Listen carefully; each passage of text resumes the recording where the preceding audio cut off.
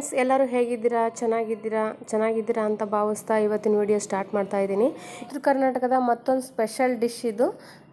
ಎಲ್ಲರ ಮನೆಯಲ್ಲೂ ಬೆಳಿಗ್ಗೆ ಎದ್ದರೆ ಬಿಸಿ ಬಿಸಿ ರೊಟ್ಟಿ ಜೊತೆ ಈ ಚಟ್ನಿನ ಮಾಡೇ ಮಾಡ್ತಾರೆ. ಇದು ಹಸಿಮೆಣಸಿನ್ಕಾಯಿ ಚಟ್ನಿ. ನಮ್ಮ ಕಡೆ ಉತ್ತರ ಕರ್ನಾಟಕದಲ್ಲಿ ಹಸಿಮೆಣಸಿನ್ಕಾಯಿ ಚಟ್ನಿ ಅಂತ ಅಂದರೆ ತುಂಬ ಫೇಮಸ್. ಹಸಿಮೆಣಸಿನ್ಕಾಯಿ ಕೂಡ ಅಷ್ಟೊಂದು ಖಾರ ಇರೋಲ್ಲ, ತಿಂದರೆ ಹೊಟ್ಟೆ ಹುರಿಯೋಲ್ಲ, ಆ ಥರ ಜವಾರಿ ಹಸಿಮೆಣಸಿನ್ಕಾಯಿ ಸಿಗುತ್ತೆ. ಬಟ್ ಬ್ಯಾಂಗ್ಳೂರು ಸಿಟಿಲೆಲ್ಲ ಸಿಗೋಲ್ಲ ಅನ್ನೋರು ಕೂಡ ಆದಷ್ಟು ಉದ್ದುದ್ದ ಇರೋ ಸ್ವಲ್ಪ ದಪ್ಪ ಇರೋ ಹಸಿಮೆಣಸಿನ್ಕಾಯನ್ನ ಬಳಸ್ಕೊಂಡು ಈ ಚಟ್ನಿ ಮಾಡ್ಬೋದು. ಅಯ್ಯೋ, ಹಸಿಮೆಣಸಿನ್ಕಾಯಿ ಚಟ್ನಿನ ತುಂಬ ಖಾರ ಇರುತ್ತೆ, ಗ್ಯಾಸ್ಟ್ರಿಕ್ ಆಗುತ್ತೆ ಅಂತ ಅನ್ನೋರು ದಯವಿಟ್ಟು ಆ ಥರ ಭಾವಿಸೋಕೆ ಹೋಗಬೇಡಿ. ಯಾವ ಪದಾರ್ಥನ ಎಷ್ಟು ತಿನ್ನಬೇಕು ಅನ್ನೋದು ನಮಗೆ ಗೊತ್ತಿರುತ್ತೆ. ಹಾಗಾಗಿ ನಾವು ಯಾವುದನ್ನು ಎಷ್ಟು ತಿನ್ನಬೇಕೋ ಅಷ್ಟು ತಿಂದರೆ ಆರೋಗ್ಯದಲ್ಲಿ ಏನೂ ವ್ಯತ್ಯಾಸ ಆಗೋಲ್ಲ. ಆದಷ್ಟು ಈ ಥರ ಉತ್ತರ ಕರ್ನಾಟಕದ ಅಡುಗೆಗಳಲ್ಲಿ ದೇಹಕ್ಕೆ ತೊಂದರೆ ಆಗೋ ಅಂಥ ಯಾವ ಪದಾರ್ಥನೂ ಯೂಸ್ ಮಾಡಿ ಅಡುಗೆ ಮಾಡಲ್ಲ. ಹಾಗಾಗಿ ಈ ಚಟ್ನಿ ತಿನ್ನೋದ್ರಲ್ಲಿ ಯಾವುದೇ ತೊಂದರೆ ಆಗೋಲ್ಲ. ಒಂದ್ಸಲ ನೀವು ಮನೇಲಿ ಟ್ರೈ ಮಾಡಿ, ತುಂಬ ಚೆನ್ನಾಗಿರುತ್ತೆ. ನಾನಿಲ್ಲಿ ಫ್ರೆಶ್ ಆಗಿರೋ ಸ್ವಲ್ಪ ಹಸಿಮೆಣ್ಸಿಕಾಯಿ ತೊಗೊಂಡಿದ್ದೀನಿ. ಆದಷ್ಟು ಉದ್ದ ಇರೋ ಹಸಿಮೆಣ್ಸಿಕಾಯಿ ತೊಗೊಳ್ಳಿ, ಖಾರ ಕಮ್ಮಿ ಇರುತ್ತೆ. ಮತ್ತು ನಾಟಿ ಬೆಳ್ಳುಳ್ಳಿ ತೊಗೊಂಡಿದ್ದೀನಿ. ನಿಮ್ಮ ಹತ್ರ ಯಾವ ಬೆಳ್ಳುಳ್ಳಿ ಇದೆಯೋ ಅದನ್ನೇ ತೊಗೋಬೋದು, ಏನೂ ತೊಂದರೆ ಇಲ್ಲ. ಸ್ವಲ್ಪ ಜೀರಿಗೆ ತೊಗೊಂಡಿದ್ದೀನಿ. ಜೀರಿಗೆ ಹಾಕಿದರೆ ಒಳ್ಳೆ ಫ್ಲೇವರ್ ಬರುತ್ತೆ, ಅದಕ್ಕೋಸ್ಕರ. ಮತ್ತು ರುಚಿಗೆ ತಕ್ಕಷ್ಟು ಉಪ್ಪು. ಆದಷ್ಟು ಉಪ್ಪು ಸ್ವಲ್ಪ ಕಮ್ಮಿ ಬಳಸಿ, ಯಾಕಂದರೆ ಹಸಿಮೆಣ್ಸಿಕಾಯಿ ಚಟ್ನಿ ಅಲ್ವಾ, ಅದಕ್ಕೆ ಕಮ್ಮಿ ಹಿಡಿಯುತ್ತೆ. ಸ್ವಲ್ಪ ಕೊತ್ತಂಬರಿ ಸೊಪ್ಪು, ಜೊತೆಗೆ ಹಸಿಮೆಣ್ಸಿಕಾಯಿ ಹುರಿಲಿಕ್ಕೆ ಸ್ವಲ್ಪ ಎಣ್ಣೆ ಏನು ಜಾಸ್ತಿ ಬೇಡ, ಬಟ್ ರೊಟ್ಟಿ ಊಟ ಮಾಡುವಾಗ ಎಣ್ಣೆ ಬೇಕಾಗ್ಬೋದು, ಅದಕ್ಕೋಸ್ಕರ. ಮತ್ತು ನಾನಿಲ್ಲಿ ಒಂದು ಸ್ಟವ್ ಹಚ್ಚಿ ಬಾಣಲಿ ಇಟ್ಕೊಂಡು ಹಸಿಮೆಣ್ಸಿಕಾಯಿ ಹುರಿತಾ ಇದ್ದೀನಿ. ಹಸಿಮೆಣ್ಸಿಕಾಯಿನ ತೊಳೆದು ಚೆನ್ನಾಗಿ ಎಲ್ಲ ಡ್ರೈ ಆದಮೇಲೆ ಹುರಿತಾ ಇರೋದು. ನಾನು ನಿನಗೆ ಕ್ಲಿಪ್ ಹಾಕೋಣ ಅಂದ್ಕೊಂಡೆ, ಬಟ್ ಮಿಸ್ ಆಗೋಗಿದೆ. ಈಗ ಅದನ್ನ ಚೆನ್ನಾಗಿ ಹುರಿತಾ ಇದ್ದೀನಿ. ಆದಷ್ಟು ಸ್ವಲ್ಪ ಕಪ್ಪಗೆ ಆಗಬೇಕು, ಅದು ಚೆನ್ನಾಗಿ ಫ್ರೈ ಆಗಬೇಕು. ಹಾಗೆ ಜೊತೆಗೆ ಅದು ಹುರಿತಾ ಇರಲಿ, ಅಷ್ಟರೊಳಗೆ ಒಂದು ಮಿಕ್ಸಿ ಜಾರ್ಗೆ ನಾನು ಸ್ವಲ್ಪ ಉಪ್ಪು ಮತ್ತು ಜೀರಿಗೆಯನ್ನು ಹಾಕ್ಕೊಂಡು ರೆಡಿ ಮಾಡಿ ಇಟ್ಕೋತಾ ಇದ್ದೀನಿ. ಯಾಕೆ ಈ ಥರ ರೆಡಿ ಮಾಡ್ಕೊಂಡು ಇಟ್ಕೋತಾ ಇದ್ದೀನಿ ಅಂದರೆ, ಹಸಿಮೆಣ್ಸಿಕಾಯಿ ತುಂಬ ಚೆನ್ನಾಗಿ ಫ್ರೈ ಆದ ತಕ್ಷಣ ಇಮಿಡಿಯೇಟಾಗಿ ಮಿಕ್ಸಿ ಜಾರ್ಗೆ ಹಾಕ್ಕೊಂಡ್ಬಿಟ್ಟು ಮಿಕ್ಸಿ ಮಾಡ್ಕೋಬೇಕು. ಸ್ವಲ್ಪ ಲೇಟ್ ಆದರೂ ಕೂಡ ಅದ್ರ ಟೆಕ್ಸ್ಚರ್ ಚೇಂಜ್ ಆಗಿ ಬಂದುಬಿಡುತ್ತೆ, ಅದಕ್ಕೋಸ್ಕರ. ಈಗ ನೋಡಿ, ಇದು ಚೆನ್ನಾಗಿ ಫ್ರೈ ಆಗಿದೆ. ನಾನು ಇದನ್ನ ಇಮಿಡಿಯೇಟಾಗಿ ಮಿಕ್ಸಿ ಜಾರ್ಗೆ ಶಿಫ್ಟ್ ಮಾಡ್ಕೋತಾ ಇದ್ದೀನಿ.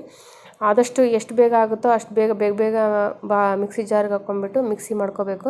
ಇದನ್ನು ಮಿಕ್ಸಿ ಮಾಡೋವಾಗ ತುಂಬ ಜಾಸ್ತಿ ಹೊತ್ತು ಮಿಕ್ಸಿ ಮಾಡೋದು ಬೇಡ, ಯಾಕಂದರೆ ಫುಲ್ ನುಣ್ಣಾಗಿ ಹೋಗ್ಬಿಡುತ್ತೆ. ನಮ್ಗೆ ಬೇಕಾಗಿರೋದು ತರಿಯಾಗಿರೋ ಹಸಿಮೆಣ್ಸಿಕಾಯಿ ಚಟ್ನಿ ಅಲ್ವಾ, ಅದಕ್ಕೋಸ್ಕರ. ಬರೀ ಒಂದು ರೌಂಡ್ ಈ ಥರ ತಿರುಗಿಸಿ ಒಂದು 2 ಸೆಕೆಂಡ್ 3 ಸೆಕೆಂಡ್ ಹಿಂಗೆ ತಿರುಗಿಸಿ 2-3 ಸಲ ಅಷ್ಟು ಮಾಡಿದ್ರೆ ಸಾಕು, ಒಳ್ಳೆ ಚಟ್ನಿ ರೆಡಿ ಆಗುತ್ತೆ. ಈಗ ನಾನು ಒಂದು ಪ್ಲೇಟ್ಗೆ ಸಿಪ್ಪೆ ಸುಲಿದಿರೋ ಬೆಳ್ಳುಳ್ಳಿನ ತಟ್ಟೆಗೆ ಹಾಕ್ಕೊಂಡ್ಬಿಟ್ಟು, ಮಸಿಗೆ ಗುಂಡು ಇರುತ್ತೆ, ಸಾರು ಮಸಿಗೆ ಗುಂಡು ಅಂತೀವಿ ನಾವು ಇದಕ್ಕೆ. ಇದನ್ನು ಚೆನ್ನಾಗಿ ಮಸ್ಕೋಬೇಕು. ಫಸ್ಟು ಬರೀ ಬೆಳ್ಳುಳ್ಳಿ ಮಾತ್ರ ಮಸ್ಕೋತಾ ಇದ್ದೀನಿ ನಾನು, ಯಾಕಂದರೆ ಆ ಮಿಕ್ಸಿ ಜಾರ್ಗೆ ನಾನು ಬೆಳ್ಳುಳ್ಳಿ ಹಾಕೋತಾ ಇದ್ದೆ. ಯಾಕೆ ಹಾಕ್ಕೊಂಡಿಲ್ಲ ಅಂದರೆ, ಅದ್ರ ಒಳಗಡೆ ಬೆಳ್ಳುಳ್ಳಿ ಹಾಕ್ಬಿಟ್ರೆ ಅದು ಮಿಕ್ಸಿ ಹಾಕಿದಾಗ ನುಣ್ಣೆ ಆಗೋಲ್ಲ ಅದು, ಅದಕ್ಕೋಸ್ಕರ. ಹಸಿಮೆಣ್ಸಿಕಾಯಿ ಒಂದು ಕಡೆ, ಬೆಳ್ಳುಳ್ಳಿ ಹೇಗೆ ಹಾಕಿರ್ತೀವೋ ಹಾಗೇ ಇದ್ಬಿಡುತ್ತೆ, ಅದು ಇದು ಸಣ್ಣ ಆಗೋಲ್ಲ, ಅದಕ್ಕೋಸ್ಕರ. ಸಪ್ರೇಟಾಗಿ ಹಾಕ್ಕೊಂಡ್ರೆ ಬೆಳ್ಳುಳ್ಳಿ ಫ್ಲೇವರ್ ತುಂಬ ಚೆನ್ನಾಗಿ ಬರುತ್ತೆ. ಆವಾಗ ಬೆಳ್ಳುಳ್ಳಿ ತಿಂತಾಯಿದ್ರೆ ರೊಟ್ಟಿ ಜೊತೆ ತುಂಬ ಚೆನ್ನಾಗಿರುತ್ತೆ, ಅದಕ್ಕೋಸ್ಕರ. ಬೆಳ್ಳುಳ್ಳಿನ ಆದಷ್ಟು ಹಸಿ ಎಷ್ಟು ಬಳಸ್ತೀವೋ ಅಷ್ಟು ಒಳ್ಳೆಯದು, ಯಾಕಂದರೆ ಆರೋಗ್ಯದಲ್ಲಿ ಹೆಚ್ಚಿನ ಕೊಲೆಸ್ಟ್ರಾಲ್ ಇದ್ದರೆ ಬೆಳ್ಳುಳ್ಳಿ ಅದನ್ನು ಕರಗಿಸ್ಲಿಕ್ಕೆ ಅನುಕೂಲ ಆಗುತ್ತೆ, ಅದಕ್ಕೋಸ್ಕರ. ಕೆಲವೊಂದು ಉತ್ತರ ಕರ್ನಾಟಕದ ಎಷ್ಟೋ ಅಡುಗೆಗಳಲ್ಲಿ ಹಸಿ ಬೆಳ್ಳುಳ್ಳಿ ಯೂಸ್ ಮಾಡೋದೇ ಜಾಸ್ತಿ, ಅದಕ್ಕೋಸ್ಕರ. ನಾನು ಬೆಳ್ಳುಳ್ಳಿ ಆದಷ್ಟು ನಾವು ಬಾಯಿ ಸಿಗೋ ಥರನೇ ಹಾಕಿರ್ತೀನಿ ಎಲ್ಲ ಅಡುಗೆಗಳಿಗೆ. ಈಗ ನೋಡಿ, ಚೆನ್ನಾಗಿ ಮಸ್ಕೋತಾ ಇದ್ದೀನಿ. ಆದಷ್ಟು ನೀವು ಮಿಕ್ಸಿ ಮಾಡುವಾಗ ಹಸಿಮೆಣ್ಸಿಕಾಯಿ ಹಾಗಾಗಿ ಉಳಿದ್ಬಿಡ್ತು ಅಂದರೆ ಏನೂ ಟೆನ್ಷನ್ ಇಲ್ಲ, ಯಾಕಂದರೆ ಈಗ ಹೆಂಗಿದ್ದು ತಟ್ಟೆಯಲ್ಲಿ ಮಸಿತೀವಲ್ವ, ಅವಾಗೆಲ್ಲ ಸಣ್ಣ ಆಗಿಬಿಡುತ್ತೆ. ಆದಷ್ಟು ಸ್ವಲ್ಪ ನೀಟಾಗಿ ಎಸಳೆಸಳು ಉಳಿದಿರೋ ಹಾಗೆ ಮಸ್ಕೊಂಬಿಡಿ, ಸಾಕು. ಈಗ ನೋಡಿ, ಚೆನ್ನಾಗಿ ನಾನು ಮಸ್ಕೋತಾ ಇದ್ದೀನಿ. ಈಗ ಚಟ್ನಿ ರೆಡಿಯಾಗಿದೆ. ಇದನ್ನು ನಾವು ಒಂದು ಪ್ಲೇಟ್ಗೆ ಶಿಫ್ಟ್ ಮಾಡ್ಕೊಂಬಿಡೋಣ. ಆದಷ್ಟು ಖಾರ ಕಮ್ಮಿ ಇರೋ ಹಸಿಮೆಣ್ಸಿಕಾಯಿ ಬಳಸಿದರೆ ಒಳ್ಳೆಯದು. ಬೈ ಚಾನ್ಸ್ ಇರಲಿಲ್ಲ, ನಾನು ತುಂಬ ಖಾರ ಇತ್ತು ಹಸಿಮೆಣ್ಸಿಕಾಯಿ ಅಂದಾಗ, ಇದಕ್ಕೆ ಕಾಸಿರೋ ಎಣ್ಣೆ ಮಾಡಿದ ತಕ್ಷಣ ಸ್ವಲ್ಪ ಕಾಸಿರೋ ಎಣ್ಣೆನ ನಾನು ಹಾಕ್ಕೊಂಡು ಸ್ವಲ್ಪ ಖಾರ ಕಮ್ಮಿ ಆಗುತ್ತೆ. ಈಗ ನಾನು ಸ್ವಲ್ಪ ಉಪ್ಪು ಹಾಕ್ತಾಯಿದ್ದೀನಿ. ಮೊದಲಿಗೆ ನಾನು ಮಿಕ್ಸಿ ಮಾಡುವಾಗ ಉಪ್ಪು ಹಾಕಿದ್ದೆ, ಬಟ್ ಅದು ಸ್ವಲ್ಪ ಕಮ್ಮಿ ಆಗಿತ್ತು ಅನಿಸ್ತು, ಅದಕ್ಕೋಸ್ಕರ ಮತ್ತೆ ಹಾಕ್ಕೊಂಡಿದ್ದೀನಿ. ಈಗ ನೋಡಿ, ಕಾಸಿರೋ ಎಣ್ಣೆನ ನಾನು ಮತ್ತೆ ಹಾಕಿ ಚೆನ್ನಾಗಿ ಅದನ್ನ ಕಲಿಸ್ಬಿಟ್ಟು ಆಮೇಲೆ ನಾನೊಂದು ಚಿಕ್ಕ ಬಟ್ಲಲ್ಲಿ ನಾನು ಶಿಫ್ಟ್ ಮಾಡ್ಕೋತಾ ಇದ್ದೀನಿ. ನೀವು ಮಾಡಿದ ತಕ್ಷಣವೇ ಕಾಸಿರೋ ಎಣ್ಣೆ ಅಥವಾ ಕಾಸಿರೋ ಎಣ್ಣೆ ಹಾಕೋದೇ ಬೆಟರ್ ಆ್ಯಕ್ಚುಲಿ. ಅದನ್ನ ಹಾಕಿದರೆ ಒಳ್ಳೆ ಘಮ ಚೆನ್ನಾಗಿರುತ್ತೆ, ಅದಕ್ಕೋಸ್ಕರ.